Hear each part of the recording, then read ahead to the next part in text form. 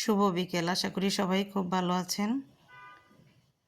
চটপটি তৈরি করছি। আমার ছোট ছেলে খুব চটপটি পছন্দ করে, তাই মাঝে মধ্যে ওকে চটপটি তৈরি করে দিতে হয়। আমার এই চটপটির ফুল রেসিপিটি আমার পেজে দেওয়া আছে, চাইলে আপনারা আমার পেজ থেকে চটপটির রেসিপিটি দেখতে পারবেন।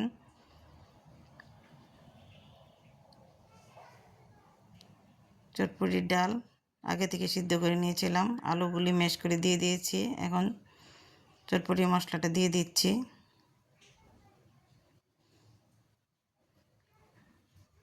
আমি এখানে 1 কেজি চটপটি ডাল ব্যবহার করেছি।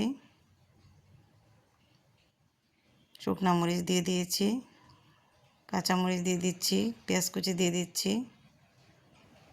জালটা পছন্দ মতো নিয়ে খেতে পারবে।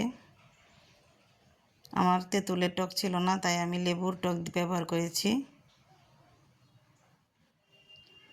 এখন চটপটিটা একটা বাটিতে বানিয়ে নিচ্ছি।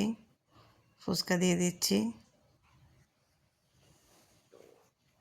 এই তো আমার চটপটির ফাইনাল লুক। কে কে চটপটি পছন্দ করেন কমেন্টে জানাবেন, আর আমাকে লাইক ফলো দিয়ে পাশে থাকবেন। আল্লাহ হাফেজ।